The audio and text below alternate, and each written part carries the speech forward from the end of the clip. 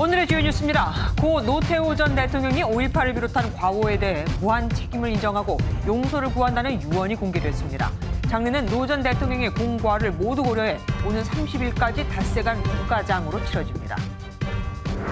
MBN이 국내 탈북민을 대상으로 심층 조사한 결과 코로나19로 30%가 극심한 심리적 문제를, 26%는 경제적 어려움을 겪고 있는 것으로 나타났습니다.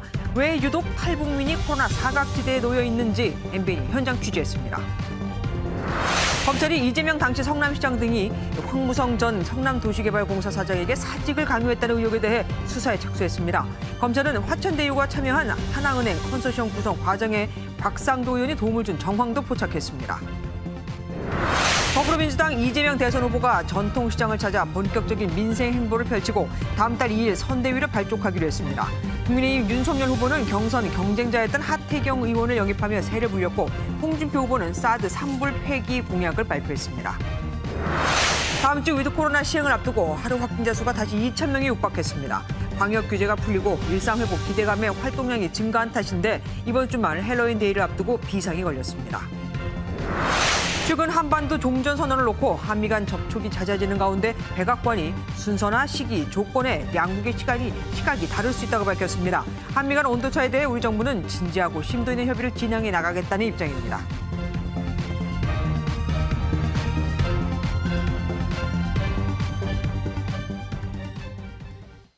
고 노태우 전 대통령의 유언이 공개됐습니다. 아들 노재현 변호사는 아버지를 대신해 5.18 희생자에 대한 무한 책임을 느끼고 있다며 너그럽게 용서해 주기를 바란다고 전했는데 광주 시민의 반응은 엇갈렸습니다. 사과를 받고 조문을 온 이도 있지만 5.18의 진실을 밝히는 데 나서지 않았으니 절반의 사과다 등으로 갈린 겁니다. 노태현 기자가 보도합니다. 고 노태우 전 대통령의 아들 노재현 변호사가 부친이 평소 하던 말씀이라며 유언을 공개했습니다. 생전 역사의 나쁜 면을 다 짊어지고 가겠다. 과오에 대해 너그럽게 용서해 주시길 바랐다며 대신 고개를 숙였습니다. 특히 5.18 희생자에 대한 가슴 아픈 부분이나 여러 가지 일들에 대해서 본인의 책임 또 본인의 과오가 있었다면 너그럽게 용서해 주시고. 노 변호사 등 노 전 대통령 일가는 지난 2019년부터 국립 5.18 민주묘지를 찾아 참배하고 노 전 대통령 명의의 추모 화환을 헌화하는 등 부친 대신 사죄를 해왔습니다. 5.18 민주화운동 시민군 상황실장을 맡았던 박남선 5.18 유족 대표도 빈소를 찾아 조문하고 이런 가족들의 노고를 인정했지만 수차례 아드님을 통해서 책임을 통감하고 용서를 구하는 말들을 해왔기 때문에 전두환 씨는 이제라도 늦지 않았으니 광주 학살에 대한 사죄 표명을 하고. 광주 시민들의 반응은 여전히 싸늘했습니다. 자기한테는 업보를 지고 끝까지 가야지. 왜 지금 여기서 면피를 하려고 그러냐고. 그건 절대 잘못된 거예요. 5.18 민주화운동 관련 단체들도 진상조사 당시 발포 명령 규명에 적극적으로 협조하지 않았고 회고록에서의 잘못된 서술에 대한 수정이 없었다고 지적했습니다. MBN 뉴스 노태현입니다. 김부겸 국무총리가 장례 위원장이 됩니다. 정부가 고 노태우 전 대통령의 장례를 닷새간 국가장으로 치르기로 했거든요. 12.12 사태 등 역사적 과오가 많지만 북방정책 등 공로도 인정한 건데 그동안의 사과도 아마 영향을 줬을 겁니다. 문재인 대통령은 고심 끝에 조문 대신 비서실장을 보내 유가족을 위로했습니다. 조창훈 기자입니다. 정부는 김부겸 국무총리 주재로 열린 국무회의에서 고 노태우 전 대통령의 장례를 닷새 동안 국가장으로 치른다고 밝혔습니다. 이에 따라 전국 지자체와 공공기관은 오는 30일까지 조기를 개항하게 되는데 국가장 시행은 고 김영삼 전 대통령에 이어 두 번째입니다. 정부는 이번 장례를 국가장으로 하여 국민들과 함께 고인의 업적을 기리고 예우의 만전을 기하겠습니다. 이와 관련해 행정안전부는 12.12 사태와 5.18 민주화운동 등과 관련해 역사적 과오가 있지만 직선제 대통령으로 북방정책과 추징금 납부 노력 등이 반영됐다고 밝혔습니다. 노 전 대통령이 내란죄로 실형을 받은 만큼 관련 법령에 따라 국립묘지 안장은 하지 않습니다. 청와대는 오후 늦게 조문 메시지를 통해 문재인 대통령의 고심을 드러냈습니다. 역사적 과오가 적지 않지만 88 올림픽의 성공적 개최와 북방정책 추진, 남북기본 합의서 채택 등 성과도 있었다며 고인의 명복을 빌고 유가족들에게 위로의 말씀을 전했습니다. 빈소에 조화와 유영민 비서실장 등 참모들을 보내 유가족을 위로했는데 직접 조문은 하지 않았습니다. 정상회담이 지금 계속 오후에 이어지고 있고 내일 아침에는 또 G20 출국을 하게 예정이 돼 있습니다. 그래서 부득이 국가장에 대해 민주당 일부 의원들이 반대 목소리를 냈고 전라남도와 광주광역시는 조기 개항과 분향소 설치를 거부하기로 했습니다. MBN 뉴스 조창훈입니다. 오늘부터는 노 전 대통령에 대한 정식 조문이 시작되면서 정재기를 비롯하는 각계각층의 조문 행렬이 이어졌습니다. 현장에 취재기자 나가 있습니다. 강재묵 기자, 아침부터 조문객들이 굉장히 많이 왔다면서요? 네, 서울대병원 장례식장에 마련된 노 전 대통령의 빈소에는 오전부터 조문객의 발길이 계속 이어지고 있습니다. 오전 9시 40분쯤 김종인 전 국민의힘 비대위원장이 빈소를 찾았고 국민의당 안철수 대표 역시 이른 시간 빈소를 찾아 유족들을 위로했습니다. 이재명 더불어민주당 대선 후보와 이준석 국민의힘 대표 등 여야 주요 인사 역시 빈소를 찾아 조문했습니다. 망자에 대한 최소한의 예우를 한 것이다 이렇게 생각해 주시면 좋겠습니다. 빛과 그림자가 있는 거죠. 그러나 결코 그 빛의 크기가 그 그늘을 덮지는 못할 겁니다. 그분의 과를 물론 오롯이 덮어갈 수 없는 분들도 대한민국 국민들이 많은 걸 알고 있지만은 전두환 대통령 일가와는 다르게 평가될 부분이 있다. 저는 그런 생각을 합니다. 더불어민주당 송영길 대표와 이낙연 전 대표, 또 하태경 국민의힘 의원이 빈소를 찾아 애도의 뜻을 밝혔습니다.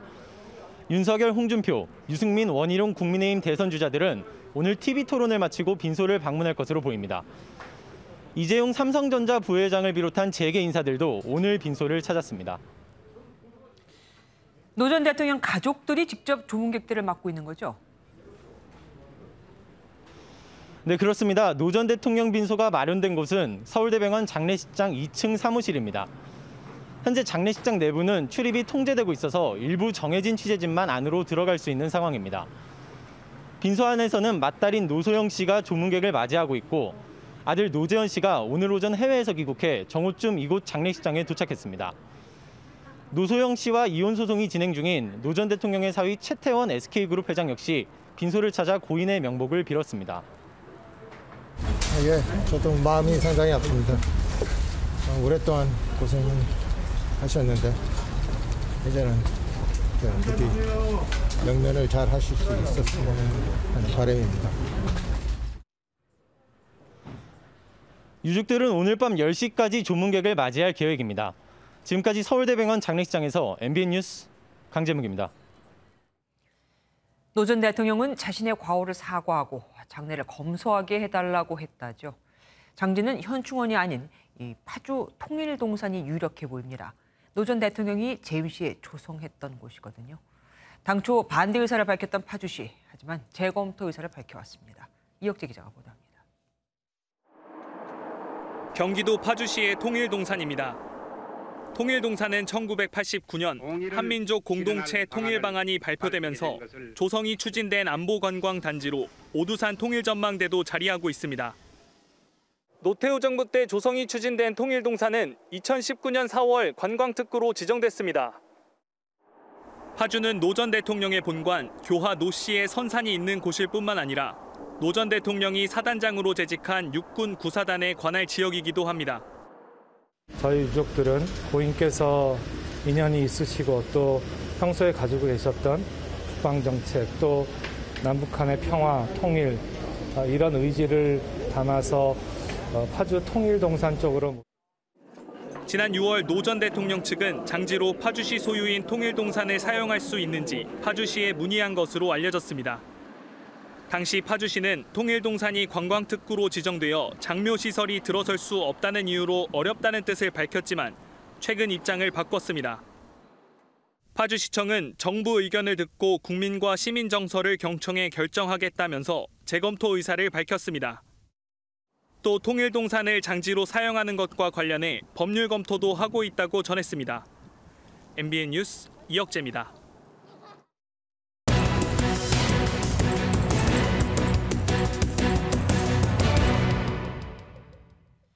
MBN 특별기획 코로나에 갇힌 탈북민. 어제 북한과 중국에 있는 탈북민의 고충을 집중 조명해드린 데 이어 오늘은 국내에 있는 탈북민의 상황을 살펴보도록 하겠습니다. 탈북민들의 어려움 중 눈에 띄는 게 있습니다. 바로 북한에 있는 가족에게 돈을 보내는 게 힘들어졌다는 겁니다. 수수료가 많이 올랐거든요. 또 돈을 벌어야 이것도 붙일 수 있을 텐데 조선족보다도 더 취업이 어렵다고 합니다. 그 실태를 주진희, 배준우 두 기자가 나란히 보도합니다. MBN이 한국에 들어온 탈북민 50명을 상대로 코로나19 이후 어려웠던 점을 물었습니다. 인간관계 단절로 인한 심리적 어려움이 30%, 일자리를 잃어 느낀 경제적인 어려움이 26%, 그리고 건강이 25%로 뒤를 이었습니다. 탈북민들이 느꼈던 심리적인 어려움, 도대체 무엇이 있었을까요? 부모, 형제 다 떠나서 자기 그 속 사정을 어디 가서 터놓기가 힘든 거예요. 탈북민들이라고 막 얘기하니까 마음으로 어디 가서 손뜻 열지 못하는. 들어가는 강제노동, 죽고 시체로 나가야 되니까 눈을 감으면 북한에서 막 헤매거든요. 북한에서 헤매서 내가 도망치던 그 로종을 쫙 생각하고 내 혼자 알고 내가 숭이 되겠구나. 경제적 어려움은 코로나로 일자리가 없다는 응답이 25%, 수입 감소가 25%, 국경 봉쇄로 송금 자체가 어렵고 수수료가 올라서 북한 가족에 대한 지원 부담이 커졌다는 응답이 21%로 나왔습니다. 우리 사람들 솔직히 보면 자격증이라든가 이게 없으면 순수 뭐 식당 일이라든가 이런 데에서 좀 몸을 띄우는 일을 많이 하는데 그 식당 자체가 아르바이트생도 많이 받지 않다니까 거기서도 잘리고. 북한에도 이제 그 자녀들도 있고 하니까 그쪽에다 이제 보내는데 그것도 빠듯하고 어느 날은 이제 갔더니 돈 통장에 한 얼마 정도 있었는데 다 보냈다 하더라고요. 탈북민 등 지인이 가장 도움이 됐다는 응답이 35%로 하나원이나 하나센터 등 정부 기관이라는 응답인 33%보다 많았고 나머지는 탈북민 단체 20%, 종교단체 10%였습니다. 코로나 시국이 왜 더 탈북민에게 가혹한지 배준우 기자가 따라가 봤습니다. 코로나 직전 군사분계선 DMZ를 넘어온 김모 씨는 일자리를 구하는 게 어렵습니다. 구직 사이트를 통해 연락해봐도 북한에서 왔다고 하면 거절당하기 일쑤입니다. 뭐 교포세요? 네, 저 북한에서 왔어요. 아, 저희는 좀 힘들 것 같은데요. 그나마 가능한 건 식당과 공장 일이지만 식당에 입장제도 있고 지방으로 공장을 가도 되고 이마저도 코로나로 일거리가 뚝 떨어졌고 탈북민에 대한 차별적인 시선 때문에 차라리 중국 동포라고 할 지경입니다. 외국인이라고 답하기가 편하지 오히려 탈북민이라고 하기는 좀 꺼리잖아요. 탈북민들은 북한에서 뒤집고 왔대 이런 얘기 하시는 분들 계셔가지고. 자녀라도 있으면 나만의 가족이 없는 탈북민들은 아이를 맡길 곳을 찾기가 여의치 않습니다. 저희 나이 또래들이 혼자 오신 분들이 많잖아요. 지인분한테 맡기는데 한두 번 계속 이렇게 뭐 좀 도와달라고 하는 것이지 또 이렇게 계속 그렇게 못 하잖아요. 대부분 중국과 러시아에서 태어난 탈북민 자녀들은 한국말 자체가 서툴러 적응이 어려운데 코로나에 교육은 더 힘들어졌습니다. 형이랑 중국말하고 형이 한국말로 번역했었어요. 모르는 낱말 저기서 다른 사람 그거 듣는데 혼자서 그 낱말 뜻을 모르고 있는 거예요. 예, 거의 80~90%는 언어가 안 된다고 봐야죠. 프로그램들이 완전히 단절됐고요. 후원금 같은 것들이 한 3분의 1 정도 줄었다고 보고. 이제 취업이나 이제 복지에 관한 것이 이제 중요합니다. 초기에 그들이 받았던 트라우마에 대한 치료를 해주고 사회 구성원으로 갈 수 있게끔 이제 해줘야 되는. 기초생활수급자 중 탈북민 비율은 일반인 대비 8배이며 차상위 계층을 포함해 56%가 잠재적 빈곤층으로 확인됐습니다. MBN 뉴스 배준우입니다.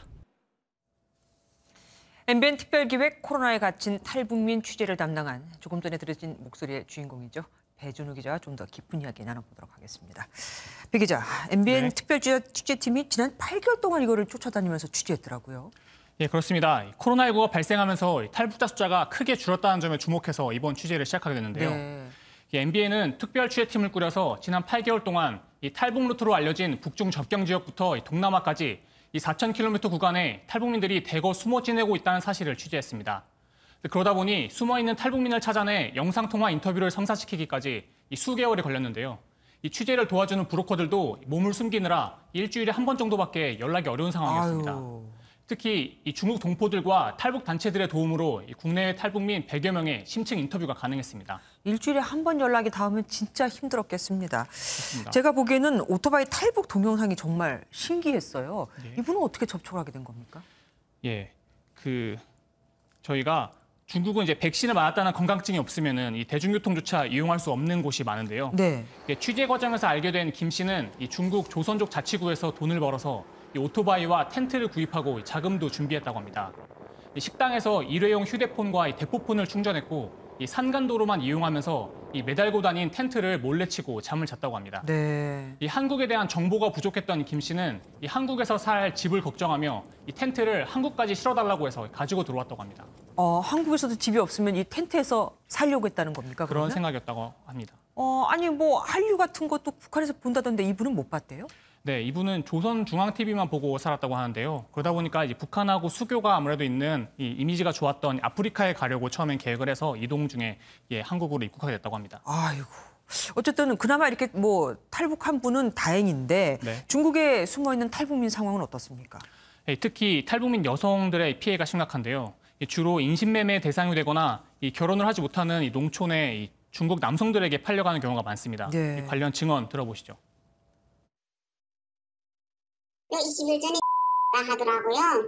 남편이 계속 술 마시고 때린대요, 야로. 술 마시고 계속 때리니까야 마지막에는 고통받기 힘들었어. 최악은 성매매 업소에 팔리거나 이 사이버 성매매나 성노예가 되는 경우도 조사되고 있는데요. 이들은 북송을 피하려고 신고도 못하고 있습니다.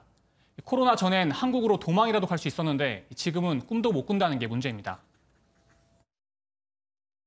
한국군에서 왔다 갔다 할 수 있어요. 군에서 다른 군으로 장거리 버스를 무조건 신분증하고 건강 허망 없이는. 말 그대로 숨어서 버틸 수밖에 없는데요. 중국에 있는 기간이 길어질수록 공안에 적발될 확률도 또 높아질 수밖에 없는 거죠. 7월 8월 달인가 조선 여사가 하나 잡혔댔는데 그 사람이 공안에 들어가서 우리를 물면 우리는 무조건 잡혀가니 어디 다 숨어 있고. 예, 내일 마지막 후속 보도 준비하고 있죠. 네. 꽁꽁 닫혔던 북한의 문이 열리는 정황과 경제 상황이라고 들었습니다. 기대해 보겠습니다. 배준우 기자와 함께했습니다.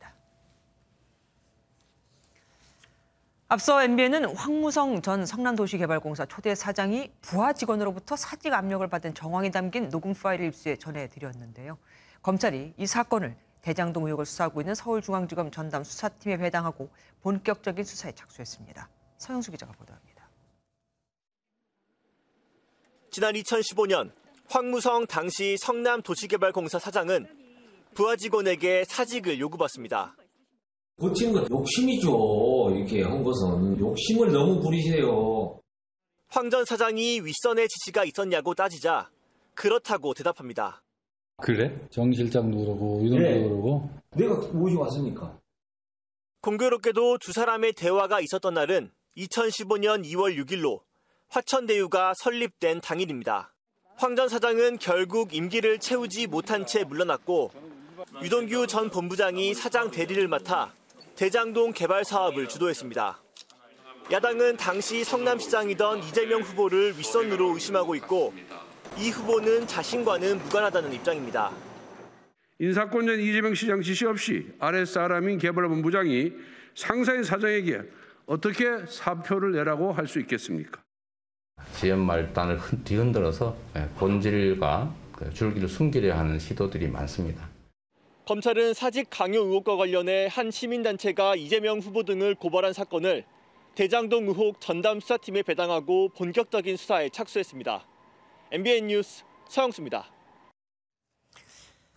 검찰은 곽상도 전 의원의 아들이 화천대유로부터 50억 원의 퇴직금을 받은 이유가 곽 전 의원의 도움을 받았기 때문이라고 보고 있습니다. 당시 대주주인 김만배 씨가 이익 분배를 약속한 통화 내역도 확보한 것으로 알려졌는데 곽 전 의원은 부탁을 받은 적도 도움을 준 적도 없다고 주장하고 있습니다. 민지숙 기자입니다. 2015년 민간 사업자인 화천대유는 하나은행과 컨소시엄을 구성해 대장동 개발 사업 공모에 뛰어들었습니다. 당시 이 컨소시엄이 해체될 위기가 있었는데 검찰은 곽상도 의원의 도움으로 이를 해결한 것으로 보고 있습니다. 곽 의원이 평소 친분이 있던 김정태 하나금융지주 회장을 김만배 화천대유 대주주에게 소개해주는 대가로 아들을 통해 50억 원을 건네받은 것으로 의심하고 있습니다. 검찰은 최근 대장동 핵심 4인방과 하나은행 관계자 등을 조사하며 이런 정황을 포착한 것으로 전해졌습니다. 대장동 개발에 함께할 금융사업은 돈줄이 필요했던 김만배 씨는 곽 의원의 소개로 김 회장의 도움을 받습니다. 수사팀은 2015년 6월 김만배 씨와 곽 의원의 통화 내역에서 대장동 사업 편의를 봐주는 대가로 이익금을 나눠주겠다는 대화도 확보한 것으로 전해졌습니다. 곽 의원 측은 이런 의혹에 대해 그런 부탁을 받은 적이 없고 도운 적도 없다며 전혀 사실 무근이라는 입장을 밝혔습니다. 검찰은 조만간 곽 의원을 소환해 아들이 받은 퇴직금 50억 원의 대가성 등을 조사할 방침입니다. MBN 뉴스 민지숙입니다. 공수처의 1호 영장이 불발되며 공수처는 그야말로 체면을 구기게 됐습니다. 법원이 고발 사주 의혹의 핵심 인물로 의심받고 있는 손준성 검사에 대한 구속영장을 기각했거든요. 하긴 예상됐던 일이었습니다. 공수처는 손 검사가 성명 불상자에게 고발장을 작성하게 한 뒤 고발을 사주했다고 했는데 고발장 작성자를 성명 불상자로 적시했다는 건 작성자를 아직 못 찾았다는 얘기가 되죠. 그런데도 영장까지 청구했던 겁니다. 절차도 제대로 지키지 않았고요. 예건 기자가 보도합니다. 늦은 밤 손준성 검사가 구치소를 빠져나옵니다. 공수처는 손 검사에 대한 체포영장이 기각되자 피의자 조사 없이 구속영장을 청구했지만 기각당했습니다. 현명한 결정을 해주신 사법부에 감사드립니다. 공수처는 지난해 4월 총선 직전 손 검사가 국민의힘 김웅 의원에게 여권 인사들에 대한 고발장을 전달한 것으로 의심하고 있습니다. 하지만 법원은 수사 진행 경과를 볼 때 구속의 상당성과 필요성이 부족하고 증거를 없애거나 도망할 우려도 없다고 봤습니다. 국민의힘은 여권 산하기관처럼 행동하니 망신살을 당하는 것이라고 혹평했고 윤석열 국민의힘 대선 경선 후보도 법원이 공수처에 속보이는 정치 공작에 제동을 건 것이라고 지적했습니다. 방어권 보장을 두고 손 검사와 공수처는 신경전을 이어갔습니다. 손 검사는 공수처 검사가 영장 청구 사실을 팀의 방침 때문에 바로 알려주지 못해 미안하다 말했다고 주장했지만 공수처는 그런 적 없다고 밝혔습니다. 공수처의 1호 구속영장이 기각되면서 고발 사주 수사 동력이 약해졌다는 평가가 나오는 가운데 공수처는 조만간 손 검사를 불러 조사할 계획입니다. MBN 뉴스 이혁근입니다. 어젯밤 배달 오토바이를 치고 달아나던 차량을 바이크샵 사장이 추격해 붙잡았습니다. 잡고 보니 역시나 음주운전이었는데 뺑소니 차에 치인 배달 오토바이 운전자는 아직도 의식을 찾지 못하고 있습니다. 김영현 기자가 보도합니다. 대전의 한 도로입니다. 갑자기 흰색 승용차가 앞서가던 배달 오토바이를 들이받습니다. 사방에 불꽃이 튀면서 오토바이가 쓰러졌지만 승용차는 그대로 내달립니다. 시민들이 모여드는 가운데 한 남성이 오토바이를 타고 뒤쫓아갑니다. 사고 현장 근처에서 오토바이 매장을 운영하는 시민이 뺑소니 승용차를 추격하기 시작한 겁니다. 가게에 있는데 쾅 소리가 나가지고 이제 뛰쳐나왔는데 차가 이제 오토바이 받고 도망가더라고요. 도주하던 승용차는 과속의 신호를 무시하고 추격하는 오토바이를 들이받기까지 했습니다. 뺑소니 차를 뒤쫓은 시민은 경찰에 위치를 실시간으로 알렸고 10여 분간 이어진 추격전 끝에 승용차는 표지판 기둥을 들이받고서야 멈춰섰습니다. 사고 차량입니다. 이렇게 앞부분이 움푹 찌그러져 사고 당시의 충격을 고스란히 보여주고 있습니다. 경찰에 붙잡힌 20대 남성은 면허 취소 수준의 만취 상태였습니다. 순간적으로 의식을 잃었던 것 같습니다. 사고 내면서 증상이 입었거든요, 운전자도. 사고를 당한 배달 오토바이 운전자는 아직 의식을 찾지 못하고 있습니다. 경찰은 스스로 회복 중인 뺑소니범을 조사해 특가법상 도주치상 혐의로 구속영장을 신청할 예정입니다. MBN 뉴스 김영현입니다.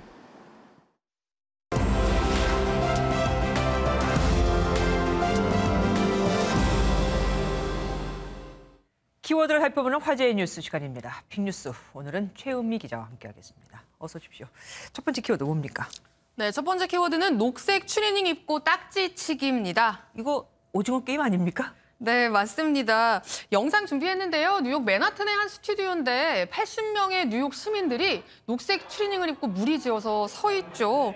저 동그란 상자는 뭔지 아시죠? 바로 달고나 뽑기가 들어있는 통입니다. 예. 네, 저렇게 하나씩 집어가서 찍혀있는 모양대로 뽑아내는 오징어 게임 속 놀이를 함께 하고 있는 건데요. 드라마 속 이정재 씨처럼 열심히 혀로 핥으면서 녹이는 참가자도 보입니다.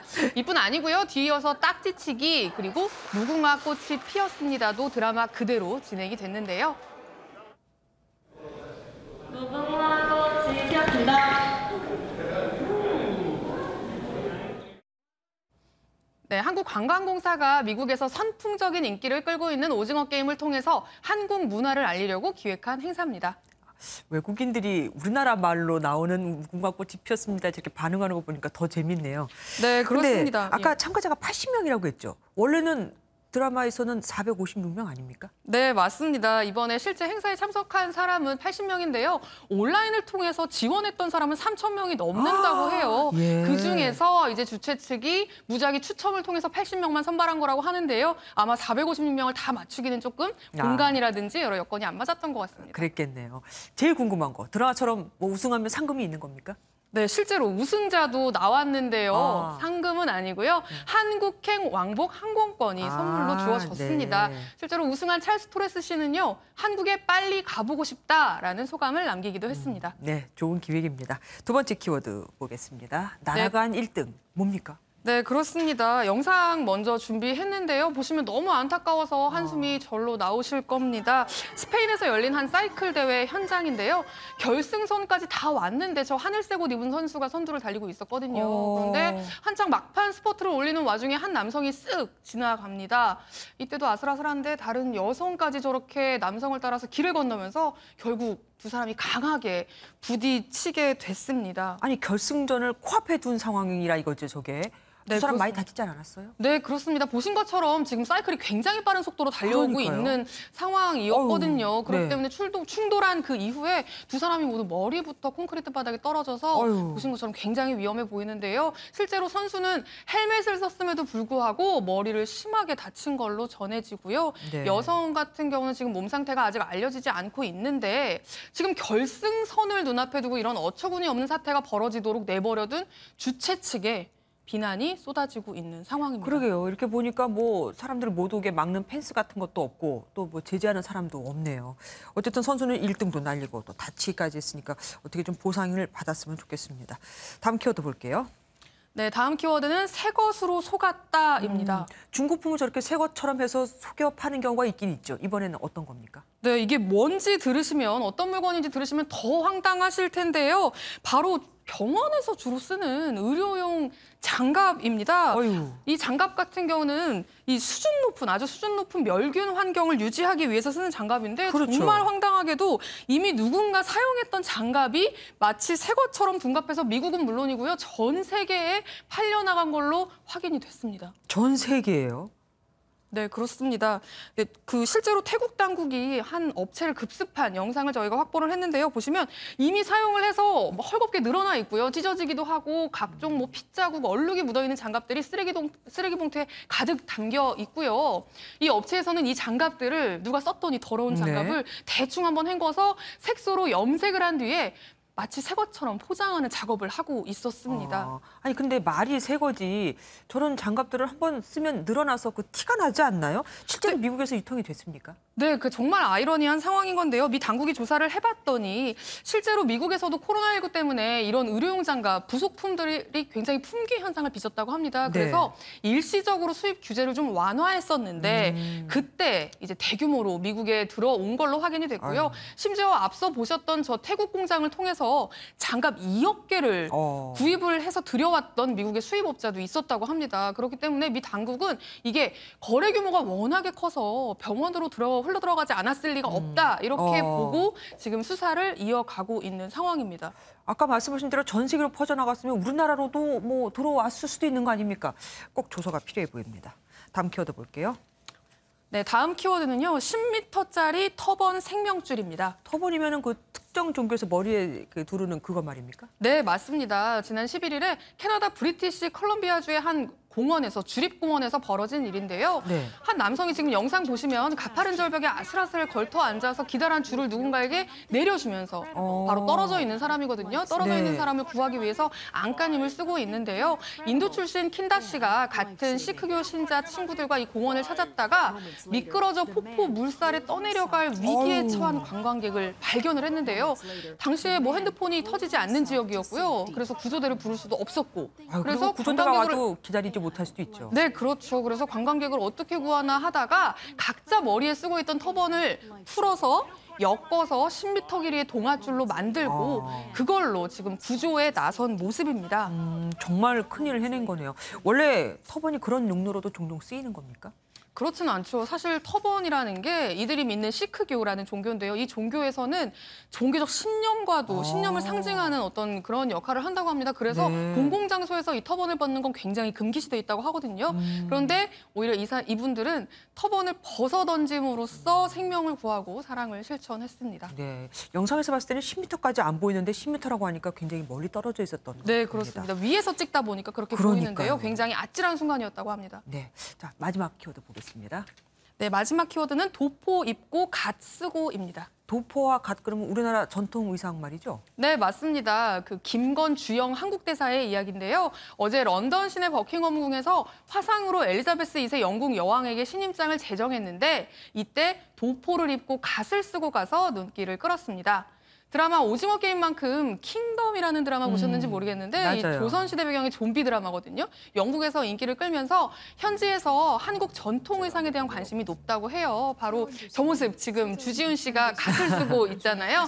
저 모습이 굉장히 인기라고 하는데 그 인기에 부응을 해서 주영 대사가 직접 비슷하게 차려입고 여왕을 찾은 겁니다. 네, 영국이 원래 모자에 많이 신경을 쓰는 나라긴 하죠. 그 여왕의 반응은 어땠습니까? 네, 사실 김 대사가 윈저성까지 마차를 타고 가기는 했지만 이날 만남은 여왕의 건강 문제 때문에 화상으로 이뤄졌습니다. 현지 언론은 노란색 드레스를 입은 여왕이 김 대사를 보고 노트북을 사이에 두고 두 사람이 만난 거거든요. 네. 김 대사를 보고 환하게 미소를 지었다면서 기분이 좋아 보였다 이렇게 전했습니다. 김 대사도 여왕이 직접 복장에 대해서 언급하지는 않았지만 예전에 안동을 방문했을 때 환대받았던 일을 꺼내면서 매년 안동에서 나에게 생일마다 사과를 보내주는데 안동 사과 참 맛있게 먹고 있어요 라고 말했다고 전했습니다. 안동 사과가 맛없으면 입이 아니죠. 여기까지 듣겠습니다. 지금까지 최은미 기자와 함께했습니다. 다음 소식입니다. 더불어민주당 이재명 대선 후보는 재래시장을 찾아가 상인들과 사진도 찍고 지역 화폐로 물건도 사면서 본격적인 민생 현장 행보를 시작했습니다. 이 자리에서 이 후보가 음식점 허가 총량제를 언급했다가 그럼 식당을 열려면 국가의 허락을 받아야 하는 거냐 하는 반발에 아니라는 해명을 하기도 했죠. 이 후보는 이낙연 전 대표와 정세균 전 총리에 이어 경선 경쟁자였던 추미애 전 장관도 만났습니다. 서남빛 기자입니다.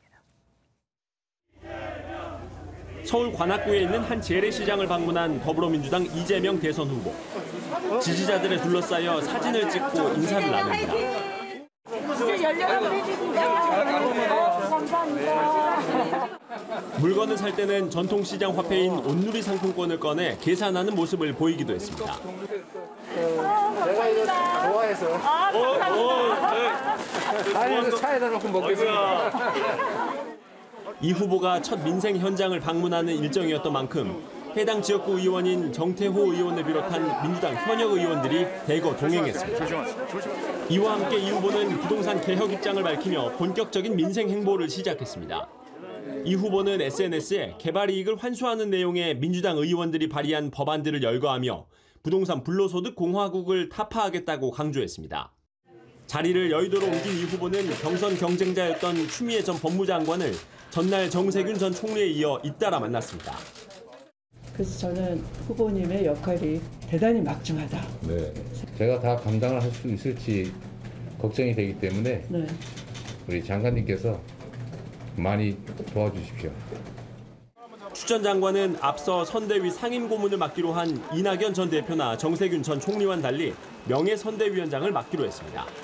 이 후보는 내일은 다른 경선 주자였던 박용진 의원을 만나며 다음 달 2일로 예상되는 선대위 출범을 앞두고 원팀 구성에 속도를 낼 계획입니다. MBN 뉴스 서남미입니다. 국민의힘 윤석열 후보도 한때 경선 경쟁자였던 하태경 의원을 영입하며 새 분위기에 박차를 가했습니다. 홍준표 후보는 구태정치다. 지금까지 줄 세우기 한 사람들은 다 떨어졌다며 토론회에서 윤 후보와 설전을 벌였습니다. 우종환 기자입니다. 윤석열 후보가 어제 현역 의원 8명 지지 선언에 이어 오늘은 2차 경선 경쟁자였던 3선 하태경 의원을 영입했습니다. 이제 윤 후보 캠프 내부에서는 청년들의 목소리가 좀 충분히 반영되지 않고 있다고 생각을 했습니다. 그래서 청년들의 목소리를 좀 가감없이 생생하게 전달하는 역할을 이틀째 외교안보 공약을 내며 사드산불 정책 폐기 등 정책 대결을 강조한 홍준표 후보는 윤 후보가 줄 세우기를 한다고 비판했습니다. 결국 두 후보 간 기싸움은 곧이어 열린 강원 합동 토론회에서 감정 싸움으로 번졌습니다. 우리 홍 후보님을 등지는 사람들이 많은데 홍 후보님은 다 배신자라고 그러죠. 그럼 왜 홍 후보님 주변에 이렇게 배신자가 많으며 지금 윤 후보 진영에 가 계시는 분들은 그거는 구태 기득권 정치인 전형입니다. 답답한 모양입니다. 네. 이제는 인신공격까지 하시는 거 보이. 원희룡 후보는 탄소세에 대한 입장을 홍 후보에게 물었다가 홍 후보가 답변을 거부하면서 신경전이 벌어지기도 했습니다. 아니 머리 그래 좋으신 분이 어떻게 토론을 그렇게 하세요? 아니 토론 답을 안 하고 이렇게 아니 인신공격 내지는 그래 비아냥으로 유승민 후보는 강원 지역 규제 완화와 핵공유 등 정책을 어필하는 데 집중했습니다. 저는 우리 후보들 중에 또 우리 정치인들 중에 가장 먼저 핵공유를 주장했고 또 사드 도입을 제가 박근혜 정부 때 박근혜 대통령 반대할 때도 당내 반대가 있을 때도 사드 도입 주장한 사람입니다. 대선 주자들은 모레 마지막 1대1 맞수 토론을 하고 오는 31일 최종 토론을 치릅니다. MBN 뉴스 우종환입니다. 여론조사에서는 홍준표 후보가, 당내에서는 윤석열 후보가 앞서는 것으로 조사되면서 두 후보가 지금 팽팽한 이강전을 벌이고 있죠. 그래서인지 두 후보 측은 당원 투표 50%와 여론조사 50%를 합산하는 최종 경선에 세세한 규정을 두고도 치열하게 맞붙었습니다. 윤 후보 측은 홍 후보 측이 당원 투표를 방해하려 한다고 폭로했고, 홍 후보 측은 윤 후보 측이 대리 투표를 하려고 한다며 당 선관위에 고발했습니다. 원주희 기자입니다. 윤석열 후보 측은 긴급 기자회견을 열어 홍준표 후보 측이 당원들의 투표 참여를 방해하려 한다고 폭로했습니다. 당원들이 ARS 전화로 투표를 할 때 본인 인증 절차를 도입하자고 홍 후보 측이 당 선관위에 제안했다 거절당했다며 이것은 투표 방해 책동이라고 비판했습니다. 절차를 복잡하게 해서 이런 데 익숙하지 않은 어르신 당원들이나 이런 분들의 투표를 어렵게 하고 투표율을 낮추게 하려는 의도라고. 홍 후보 측은 노인 세대 비하 망언이라고 반박하며 오히려 윤 후보 측 한 당협위원장이 당원들에게 보낸 문자 메시지를 문제 삼았습니다. 해당 메시지에는 문자 투표가 어려우신 분들께서는 연락을 주시면 도와드리겠다고 적혀 있는데 대리 투표를 해주겠다는 의도 아니냐며 당 선관위에 고발했습니다. 이런 문구들이 자칫 대리 투표, 부정 투표로 이어질 확률이 가능성이 매우 높을 수밖에 없다. 50% 비중을 차지하는 일반인 여론조사도 홍 후보 측은 당심이 민심을 따라올 거라 보고 있지만 윤 후보 측은 가짜 민심이라 일축하는 등 진흙탕 싸움이 벌어지고 있습니다. MBN 뉴스 원중입니다.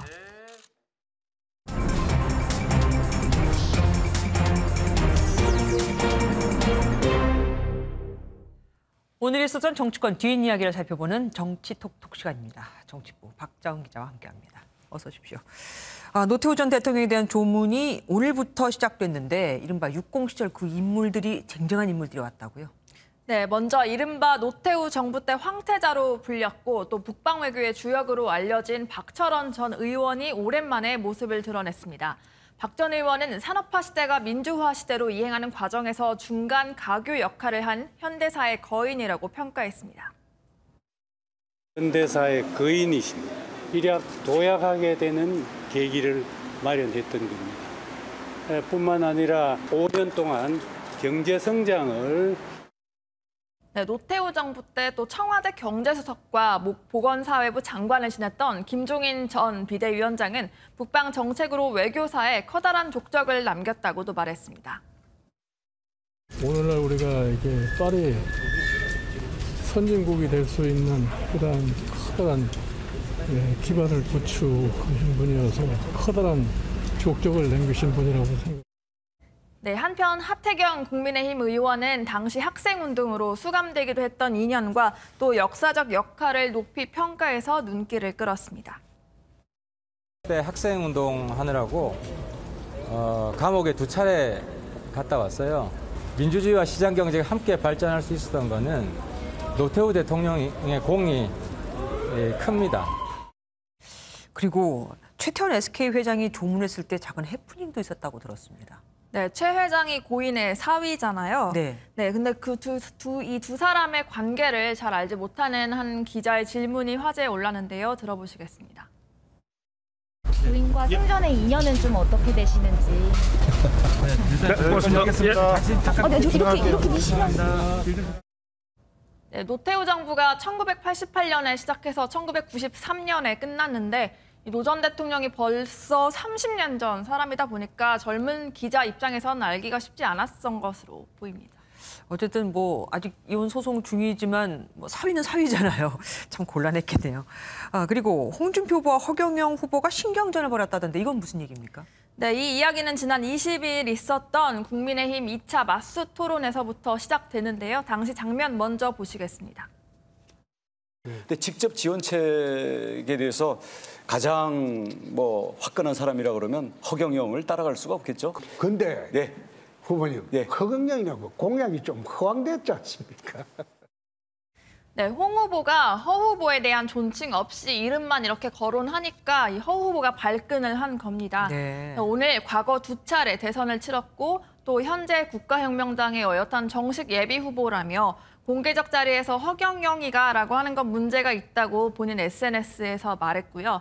또 이어서 홍 후보가 말했던 국회의원 감축, 모병제 주장 등이 자신의 공약과 일치한다면서 과연 허황됐다고 말할 자격이 있냐고도 비판했습니다.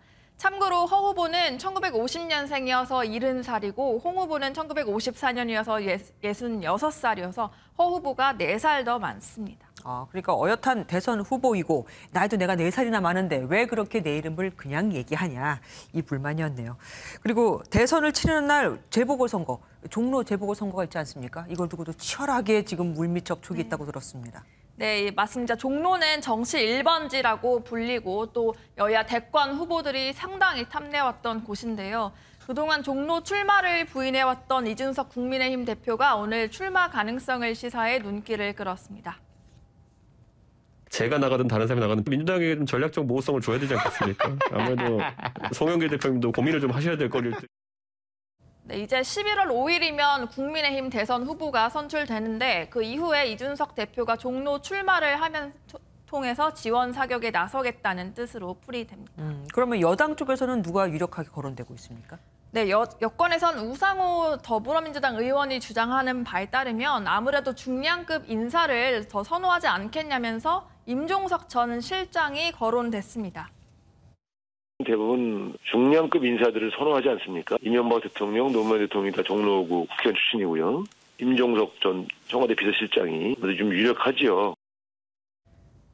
네, 민주당에선 자천타천으로 임종석 전 실장 외에도 박영선 전 중기부 장관, 또 추미애 전 법무부 장관, 또 정세균 전 총리 등까지 거론되고 있어서 상황을 좀 더 지켜봐야 될 것 같습니다. 네, 종로가 갖는 정치적인 상징성 때문에라도 더 치열하게 아마 맞붙을 겁니다. 지금까지 정치부 박자원 기자와 함께했습니다. 누리호 발사부터 모사체 분리까지의 그 모든 과정을 담은 영상이 공개됐습니다. 발사체 동체에 탑재된 카메라 5대에서 촬영된 것이니만큼 생생합니다. 유승훈 기자가 보도합니다. 지난 21일 순수 국내 기술로 제작된 누리호가 힘차게 솟구칩니다. 1단 엔진에 불이 붙으면서 누리호가 나로 우주센터로부터 점점 멀어집니다. 발사 2분이 지나자 1단 엔진이 분리돼 지상으로 낙하하고 2단 엔진에 불이 붙습니다. 발사 약 4분 후 위성 모사체를 보호하고 있던 페어링이 분리되는 모습입니다. 영상에는 페어링 1개만 보이는데 페어링 2개 모두 정상 분리된 것으로 파악됐습니다.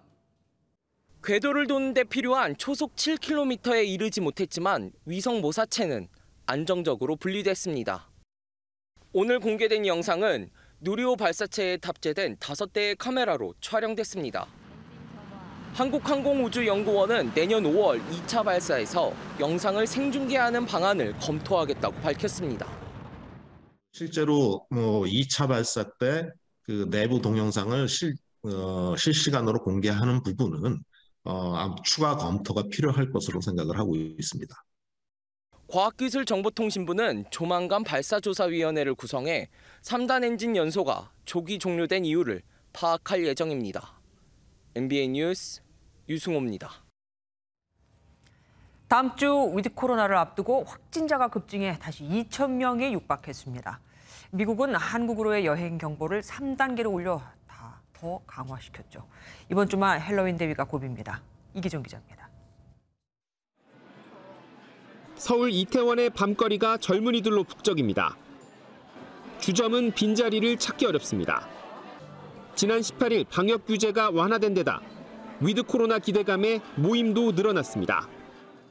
백신 2차 먹고서는 친구들이랑 약속도 많이 잡고 만날 수 있어서 좀 좋은 것 같아요. 사회적 긴장감이 풀린 탓인지 확진자 수는 다시 급증했습니다. 오늘 0시 기준 1,952명, 하루 전보다 700명 가까이 늘었습니다. 3주째 감소세를 보이다 이번 주 다시 증가하는 양상입니다. 감염 재생산 지수도 3주 연속 1 미만을 유지했지만 이번 주 상승 반전될 가능성이 큽니다. 사람들의 활동량 증가에 더해 추위로 환기가 안 된 실내에 머무는 시간이 길어진 게 영향을 미쳤습니다. 특히 이번 주말 헬로윈 데이가 재확산의 불씨가 될까 방역당국은 우려하고 있습니다. 백신 접종률이 아직 높지 않은 젊은 연령층에서 과밀한 실내 환경에서 또 큰 소리로 대화하면서 장시간 머물게 되는 경우 위험한 상황이 방역당국은 다음 주 단계적 일상회복 시작으로 확진자가 더 늘어날 수 있다고 보고 있습니다. 백신 접종 완료율은 71.5%로 방역당국은 내일 모더나와 얀센 백신의 부스터샷 접종 계획을 발표합니다. 이런 가운데 미 국무부는 한국의 코로나19 확진자가 늘었다며 자국민에게 발령하는 여행 경보를 여행 금지 전 단계인 3단계 여행 재고로 상향했습니다. MBN 뉴스 이기종입니다. 다음 주부터는 실내 체육시설과 노래방 등에 가려면 코로나19 백신 패스가 있어야 하죠. 하지만 2차 접종을 미처 완료하지 못한 사람들은, 또한 지병 등으로 접종을 못 받은 사람들은 어쩌죠? 한 번 음성 확인서를 받으면 그게 48시간 동안 유효하다니, 그럼 일주일에 3번씩 검사를 받으란 말이냐며 크게 반발한 사람이 많습니다. 조희로 기자입니다.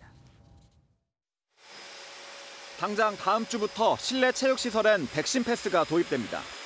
접종 완료 후 14일이 지나지 않았거나 미접종자의 경우 PCR 검사 음성 확인서가 없으면 이용할 수 없습니다. 나는 백신을 맞고 싶지 않은데 나라에서 백신을 장려하니 그러면 나는 운동을 안 다니겠다, 나는 환불을 하겠다라고 음성 확인서도 48시간까지만 유효해 미접종자가 매일 운동을 하려면 일주일에 3번꼴로 검사를 받아야 합니다. 네, 저는 주 5일 하고 있습니다. 다음 주부터는 모르겠네요. 못할 것 같은데. 카페나 식당과의 형평성 문제도 제기됩니다. 당장 다음 주부터 이제 회식을 할 예정인데 사실 운동을만 그렇게 예외적으로 못 한다는 건 조금 형평성이 많이 안 맞는 것 같습니다. 급기야 백신 패스를 반대한다는 청와대 국민청원까지 올라왔지만 당국은 연기나 폐지는 없다고 못 박았습니다. 최소한의 위험성을 통제하겠다는 생각이기 때문에 이 제도의 실시는 현재로서는 꼭 필요하다고 판단하고 있는 중입니다. 다만 정부는 백신 패스를 목적으로 PCR 검사를 받을 경우 당분간은 계속 무료로 지원하겠다고 밝혔습니다. MBN 뉴스 조희로입니다.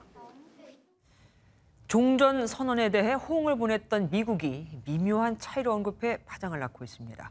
백악관 국가안보보좌관이 종전 선언에 대해 한국이 생각하는 시기와 조건이 다르다고 했거든요. 적어도 이번 정부 내에서는 힘들다는 기류가 읽힙니다. 워싱턴에서 최종락 특파원이 전해왔습니다. 종전선언이 북한과의 대화를 이끌어낼 수 있는 촉매제가 될 수 있느냐는 질문에 백악관은 오히려 한미 간의 견해 차이를 언급했습니다. We may have somewhat different perspectives on the precise sequence or timing or conditions for different steps. 그동안 종전선언과 관련해 구체적인 언급을 하지 않았던 백악관이 처음으로 한미 의견 차이를 공식 확인한 겁니다. 물론 한미가 북핵 문제는 대화를 통해 해결한다는 핵심 전략은 의견이 일치한다고 강조했습니다. We are fundamentally aligned on the core strategic initiative here and on the belief that only through diplomacy are we going to really truly be able to effectively make progress and that diplomacy has to be effectively paired with deterrence. 미 국무부도 북한에 적대적 의도가 없다며 대화 제의에 대한 북한의 응답을 기다리고 있다는 기존 입장을 재확인했습니다. 백악관과 국무부의 언급은 북미 비핵화 협상 재개를 위해 대화의 필요성은 한미가 공감대를 형성했지만 구체적인 조치를 놓고는 다소 차이점이 있다는 취지로 풀이됩니다. 워싱턴 정가에서는 대북 접근법과 관련해 한미 간의 시기와 조건의 차이를 보이고 있다는 발언은 문재인 정부 말에 미국이 종전선언을 밀어붙이기에는 부담이 크다는 의미로도 해석되고 있습니다. 워싱턴에서 MBN 뉴스 최종락입니다.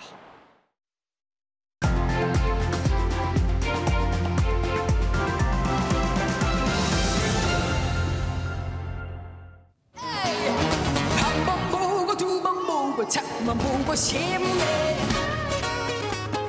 코뿔소 나나나나나 가수 한영애 씨의 코뿔소라는 노래에 재즈 감성을 더한 무대입니다. 파워풀한 음색의 코뿔소라는 가사가 귀에 쏙 들어오죠. 그런데 이 코뿔소가 최근 경제부총리의 입에서 나왔습니다.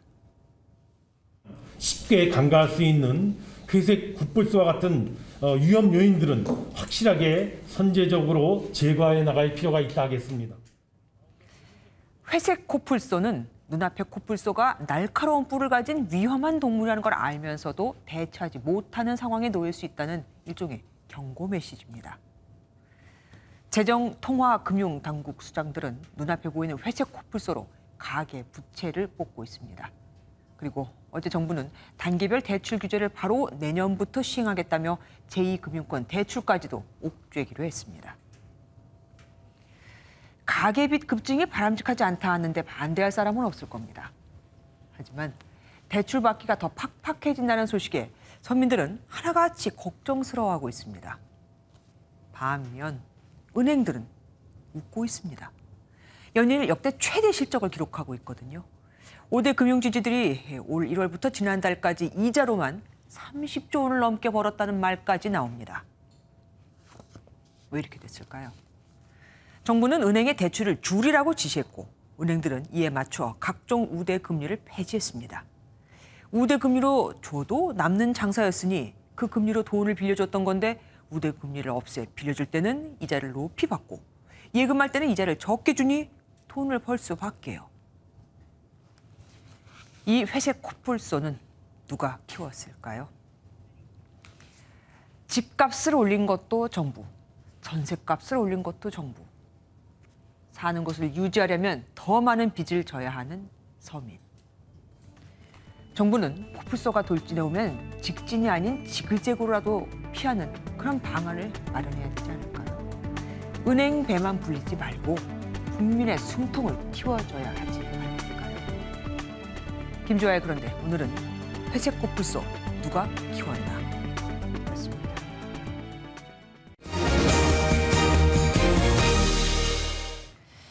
한동안 쾌청한 가을 하늘이 이어졌었는데 오늘은 아니었죠. 올가을 들어 처음으로 초미세먼지가 나쁨 수준을 보였습니다. 내일은 미세먼지가 거치겠지만 아침 기온이 큰 폭으로 떨어질 거라 매우 추울 거라고 합니다. 전남주 기자가 보도합니다. 오늘 오후 서울 남산에서 바라본 서울 시내 모습입니다. 20km 정도 떨어진 도봉산과 고양시 일대까지 시야에 들어옵니다. 희뿌연 대기 상태를 보였던 오늘 오전 서울 광화문의 출근 시간대 모습과 비교하면 큰 차이를 보입니다. 아침에 보니까 미세먼지가 조금 있더라고요. 그래서 이거 만나야 되나 말아야 되나 마스크 쓰잖아. 그리고서 그냥 나왔어요. 근데 나오니까 괜찮은 것 같은데요, 생각보다는. 그동안 쌓였던 국내 미세먼지와 북서풍을 타고 온 중국발 미세먼지로 올가을 들어 처음으로 미세먼지와 초미세먼지 농도가 나쁨을 기록했습니다. 내일 아침 기온은 서울이 7도, 강원도 춘천이 4도 안팎으로 오늘보다 3도에서 6도 정도 떨어지고 일교차가 크게 벌어질 것으로 예상됩니다. 내륙을 중심으로 기온이 5도 내외로 떨어져 춥겠고 일교차가 15도 이상 벌어지는 곳도 있겠습니다. 불청객 미세먼지는 내일이면 한반도에서 물러날 것으로 전망됩니다. MBN 뉴스 전남주입니다. 스포츠 뉴스입니다. 베이징 동계올림픽이 이제 딱 100일 앞으로 다가왔습니다. 그런데 우리나라 역대 동계올림픽 금메달 31개 중에서 24개를 따낸 효자 종목 쇼트트랙의 분위기가 심상치 않습니다. 최형규 기자입니다. 대한빙상경기연맹 조사위원회가 고의 충돌 논란에 휩싸인 쇼트트랙 국가대표 심석희 관련 조사를 시작했습니다. 위원회는 올림픽에 악영향을 주지 않도록 신속하게 조사를 마무리하겠다고 밝히면서도 곤혹스러운 표정을 감추지 못했습니다. 이런 일로 조사위원회가 구성된 것 자체에 대해서 매우 안타깝게 생각합니다. 연내를 넘기면 안 되겠죠. 선발전 1위로 태극마크를 달았던 심석희는 고의 충돌 논란 여파로 오는 11월 4차 월드컵 대회까지 불참합니다. 올림픽 전초전격 대회에 결장하는 만큼 조사 결과와 상관없이 올림픽 출전이 쉽지 않습니다. 선발전 2위 최민정도 지난주 월드컵 1차 대회에서 다쳐 올림픽 출전권이 걸린 2차 월드컵 대회에 결장하고 3차와 4차 출전이 불투명합니다. 설상가상으로 공모 결과 선정 기준을 충족한 지도자가 없어 한국 쇼트트랙은 감독 없이 전담 코치 체제로 베이징 올림픽에 나가야 하는 상황입니다. 대형 악재가 연달아 터진 쇼트트랙이 앞으로 100일 동안 논란을 이겨내고 베이징에서도 효자 종목으로 자리매김할 수 있을지 주목됩니다. MBN 뉴스 최영규입니다. 오늘 올가을 첫 미세먼지가 관측됐습니다. 현재 미세먼지는 점차 남동쪽으로 이동하면서 수도권은 보통 수준을 회복했는데요. 남부 일부 지역에서만 오늘 밤까지 공기가 탁한 곳이 있겠고요. 내일은 다시 깨끗하고 맑은 가을 하늘을 회복하겠습니다. 내일 하늘은 맑겠지만 아침에 기온이 내려가 꽤 쌀쌀하겠습니다. 오늘보다 낮은 기온 보이는 곳이 많겠고요. 내일 아침 내륙을 따라서는 서리가 관측되고 일부 산지에서는 얼음이 어는 곳도 있겠습니다. 오늘 밤부터는 다시 안개가 짙어집니다. 내륙을 중심으로 내일 오전까지 짙은 안개에 유의하셔야겠습니다. 내일 아침 기온은 서울 7도, 춘천 4도, 대전 6도로 오늘보다 3도에서 4도가량 낮겠습니다. 남부지방 광주의 한낮 기온 20도가 예상되고요. 대구와 창원은 21도로 오늘과 비슷하겠습니다. 동해안 내일부터 다시 너울이 유입될 것으로 보여 주의가 필요합니다. 맑고 일교차가 큰 전형적인 가을 날씨가 당분간 계속되겠습니다. 날씨였습니다.